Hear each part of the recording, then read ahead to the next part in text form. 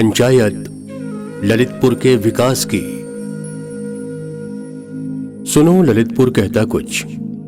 कोशिश है ये तस्वीरों के पीछे की तस्वीर दिखाने की, सामने की रंगीन तस्वीर के भीतर का वो स्याह सच जो हमेशा अनदेखा अनजाना रह जाता है। और कोशिश ये भी है कि इस बार सुबह के लिए सूरज की बाट जोहना छोड़ दें हम, कि हम खुद सूरज बन जाएंगे। अपनी सुबह हम खुद लाएंगे। कोशिश भले हमारी है, लेकिन कहानी से लेकर किरदार, आवाज और संवाद सब आपके हैं। यह कस्बे से शहर बनने को मचलते उस ललितपुर की कहानी है जो ठहर गया है। धर्म, आस्था, इतिहास और कुदरत की उस पहचान के साथ जो सदियों पहले उसे मिली थी। ये उस ललितपुर की कहानी है। इसकी जितनी गहराई में जाएंगे, अपनी असलियत के साथ सामने आता जाएगा। हम भी धीरे धीरे गहराई में उतरेंगे। ललितपुर 5039 वर्ग किलोमीटर में फैला एक जिला, आबादी करीब 12,50,000। बेटे और बेटी में फर्क है, लिहाजा लिंगानुपात 1000 पुरुष पर केवल 906 महिलाएं। साक्षरता के मामले में आंकड़े कहते हैं कि यहां साक्षरता दर 64.95% है, लेकिन जमीनी हकीकत कुछ और दिखाई देती है। ललितपुर देश दुनिया में जैन तीर्थ के रूप में प्रसिद्ध है। यहाँ का ऐतिहासिक देवगढ़, यहाँ गुफाओं के साथ सदियों पूर्व उकेरी गई जैन तीर्थंकरों की प्रतिमाएं हैं। देवगढ़ क्षेत्र बहुत पुराना है। देवगढ़ में सभी धर्मों का मिलान है। यहाँ पे 10 अवतार मंदिर है विष्णु भगवान का। यहाँ पे जैन मंदिर है, 41 मंदिर का समूह है। यहाँ पे बौद्ध गुफाएं हैं, नाहर घाटी है, राजघाटी है। ये सब बेतवा के किनारे है और ये पहाड़ी पे स्थित है सब। सर्वप्रथम यहाँ पे सड़क खराब पड़ी, जिससे यात्रियों को आने में असुविधा होती है। बिजली की समस्या है, 12-14 घंटे लाइट मिलती है।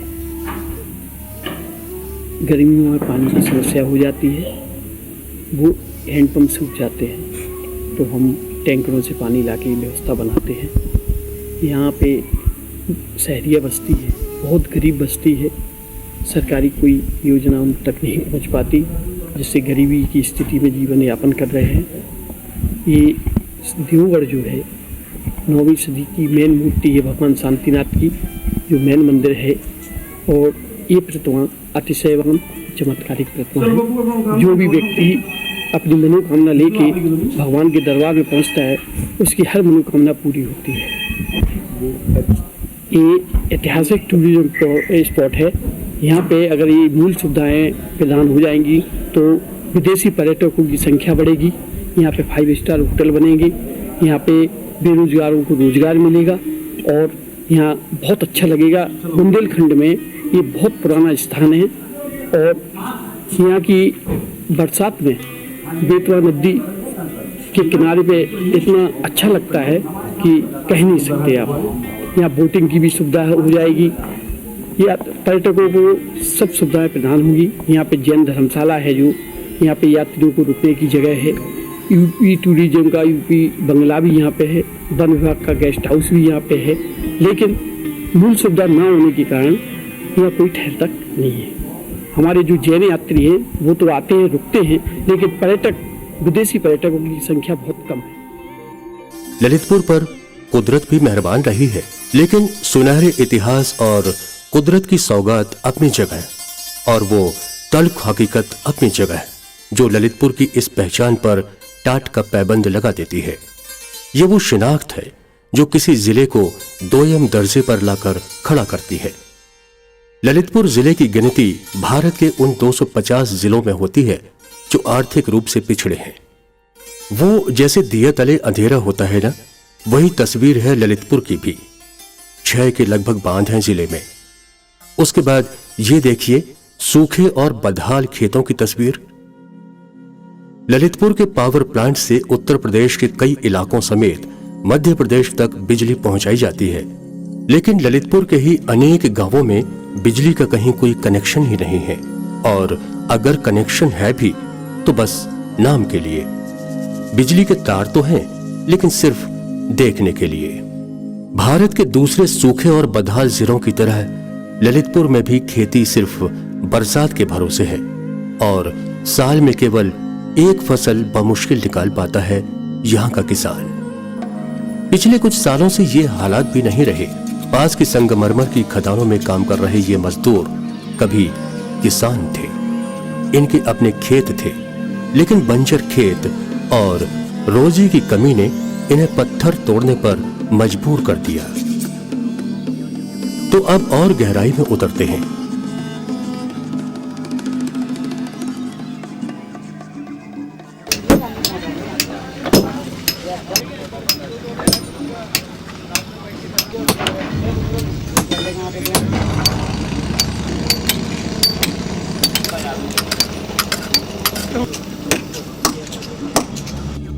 यहाँ पर रोजगार के जो साधन है वो सिर्फ देखा जाए तो सिर्फ दो ही है।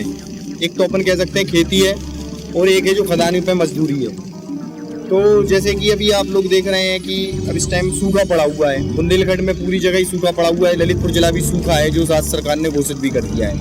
तो अभी बहुत जगह लोग बागों ने अनाज बो ही नहीं पाया है अपने खेतों में, क्योंकि पानी है ही नहीं। तो जो दूसरा रोजगार का साधन है वो है खदान में मजदूरी।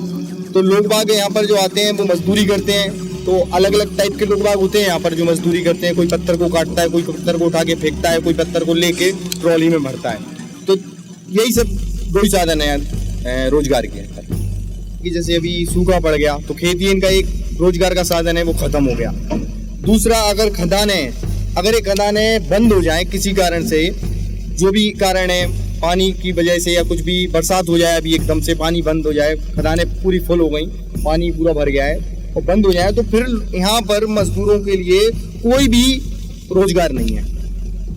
वो यहाँ पर भुखमरी की कगार पे आ जाएंगे, या फिर उन्हें पलायन करना पड़ेगा, दूसरी जगह ना जाना पड़ेगा। या ग्वालियर, अहमदाबाद, यहाँ पर लोग बाग जाते हैं, पलायन करते हुए जाते हैं। जैसे लोग बाग अहमदाबाद, ग्वालियर इस साइड पे भी जाते हैं, क्योंकि खदान भी लिमिटेड है। तो लोग बाग जितनी मजदूरी वहाँ पर कर पा रहे हैं उतना ही है। जो बाकी लोग हैं वो पलायन करके ही जा रहे हैं, क्योंकि यहाँ पर दूसरा कोई भी लोग बाग के पास मजदूरी का कोई भी जरिया नहीं है।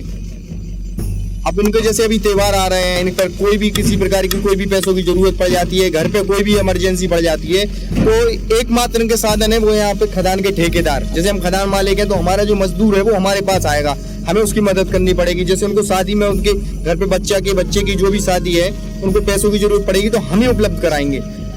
त्योहारों पर हम उनको एडवांस पैसा देते हैं उनको, क्योंकि जितनी मजदूरी होती है उनका घर वगैरह ही चल पाता है उससे। तो जो भी त्योहार बनाने के लिए, जो भी उनको कपड़े, जो भी त्योहार बनाने के लिए उनको जो पैसे की जरूरत पड़ती है, हम ही उपलब्ध कराते हैं। यहाँ पर और भी सरकार को रोजगार उपलब्ध कराने चाहिए। जैसे यहाँ पे पत्थर की खदान है, बहुत बड़ा ये पत्थर का यहाँ पर काम चलता है, पर ये पत्थर का मार्केट एक सिमट के रह गया है, मतलब छोटी सी जगह पे ही रह गया है। सरकार यहाँ पर मूलभूत सुविधाएं ठेकेदार को उपलब्ध नहीं कराती। जैसे यहाँ पर अभी सरकार खुद यहाँ पर बड़ी बड़ी फिनिशिंग मशीन लगवा दे, बड़ी बड़ी इंडस्ट्रीज यहाँ पे ले आए जो पत्थर को फिनिशिंग करे, ये सब करे, तो यहाँ पर रोजगार बढ़ सकता है। वहां पे भी लोग बाग रोजगार कमा सकते हैं, अपनी रोजी रोटी यहाँ पर पाल सकते हैं। तो यहाँ पर सरकार को बहुत जरूरत है कि इस एरिया में, जो भी ललितपुर एरिया है, इस पर सरकार को इंडस्ट्रीज लानी चाहिए और दूसरे रोजगार के साधन उपलब्ध कराने चाहिए। क्योंकि अगर खेती और खदान दोनों अगर खत्म हो गए तो यहाँ पर लोग बाग पक्के से पलायन के बल पे ही जी सकते हैं। यहाँ पर रहकर लोग बाग जी ही नहीं सकते। इस वक्त हम ललितपुर से तकरीबन 30 किलोमीटर की दूरी तय कर चुके हैं। हरे भरे जंगलों से गुजरकर, पहाड़ों से रास्ता लेकर हम काहारोली गांव पहुंचे हैं। यहाँ की अधिकांश आबादी सहारिया जनजाति के लोगों की है। ये सब यहाँ विस्थापित हैं। इनके घर उजड़ जाने के बाद पास ही के एक गांव से इन्हें इस उम्मीद में लाया गया था कि यहाँ इंदिरा आवास योजना के तहत पक्के मकान दिए जाएंगे। स्वच्छ भारत अभियान के तहत कहा यह भी गया था कि यहाँ शौचालय भी बनाए जाएंगे, लेकिन जो हुआ तस्वीर आपके सामने है।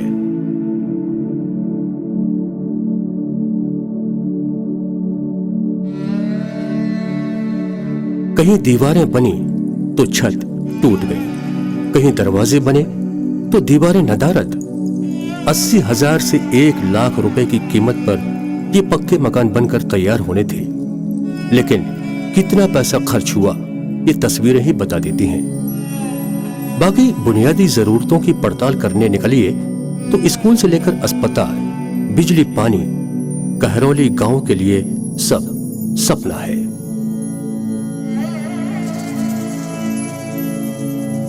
अब ललितपुर के ही एक दूसरे गांव का रुख कर रहे हैं हम। ये ऊबड़ खाबड़ रास्ते हमें रामपुरा गांव की तरफ ले जा रहे हैं। ललितपुर से 40 किलोमीटर की दूरी पर है गांव रामपुरा। आसपास प्राकृतिक जल स्रोतों की भरमार है, लेकिन जहां तक नजर जाती है खेतों की जगह बंजर जमीन ही दिखाई दे रही है। असल में कभी इस बात के प्रयास ही नहीं किए गए कि इन प्राकृतिक जल स्रोतों से आसपास के गांवों तक भी पानी पहुंचाया जा सके।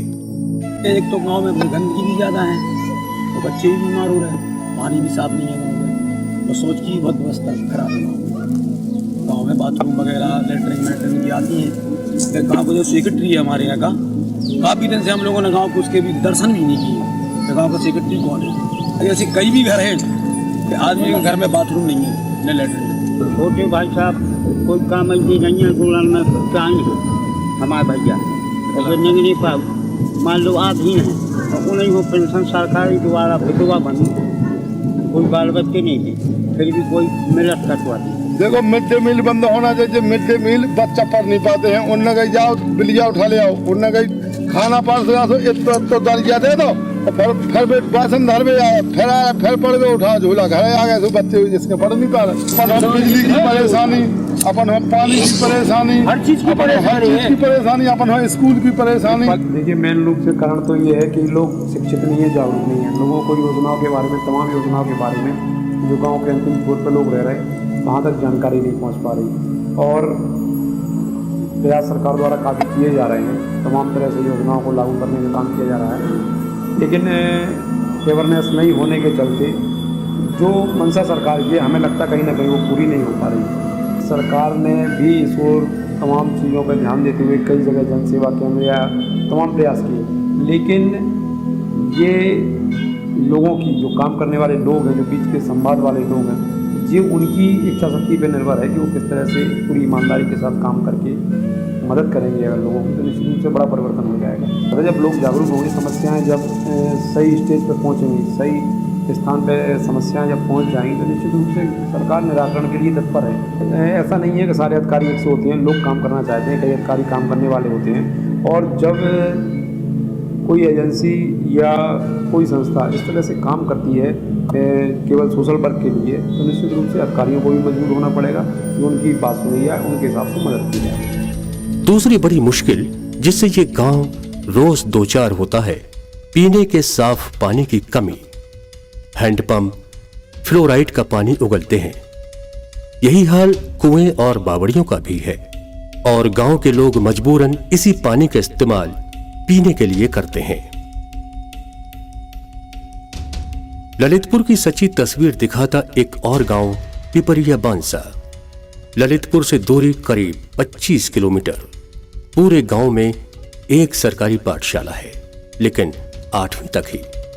इसीलिए ज्यादातर बच्चे 8वीं के बाद आगे पढ़ ही नहीं पाते। राशन की दुकान है, लेकिन यहां भी अनाज की कालाबाजारी हर दिन की कहानी है।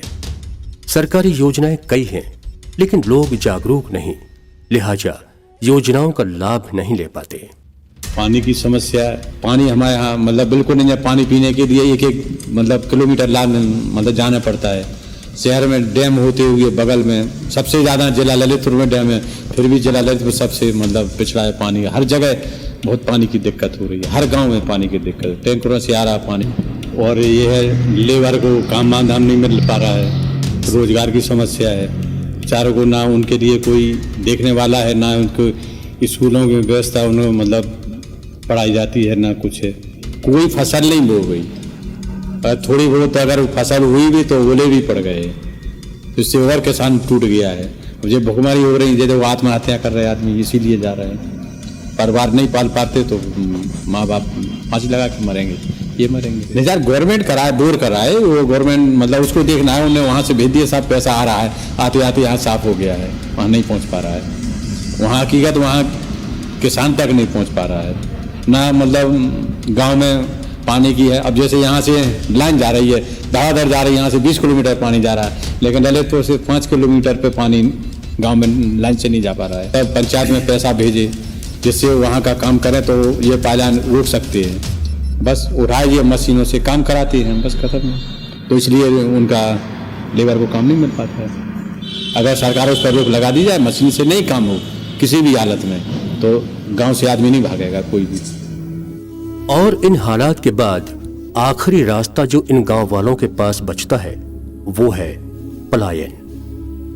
पानी बिजली को मोहताज, अपनी आंखों के सामने अपने दम तोड़ते खेत देख चुके ये किसान अब मजबूरी में मजदूरी के लिए अपनी जमीन छोड़ने पर लाचार हो रहे हैं। पलायन जो अब तक बिहार की पहचान था, वो अब उत्तर प्रदेश की शिनाख्त भी बनता जा रहा है। आपको आपका अक्स दिखाया है हमने, आपकी अपनी तस्वीर, वो तस्वीर जिससे आप रोज जूझते हैं, लेकिन खामोशी से। मकसद बस इतना सा है कि आप अपनी जुबान खोलें, अपने हक के लिए बोलें। मकसद बस इतना सा है कि अपनी जरूरतों के लिए आवाज उठाना सीखें। आप आंखें खोलें, जो आपके हिस्से का है वो बस आपको मिले। जागिए, क्योंकि अपना सूरज आपको खुद उगाना है। तभी शायद ललितपुर में सुबह आएगी, संघर्ष के बाद इत्मीनान और सम्मान की सुबह। गर्ग मार्केटिंग एंड एडवर्टाइजिंग ने शुरुआती कदम बढ़ाए हैं और बीड़ा उठाया है पंचायत ललितपुर के विकास की के माध्यम से नई इबारत लिखने का। हम माध्यम बनेंगे सरकार और समाज के बीच का, ताकि सरकार की बनाई योजनाओं का लाभ सीधा जनता को मिल सके, और बनेंगे ललितपुर की आवाज।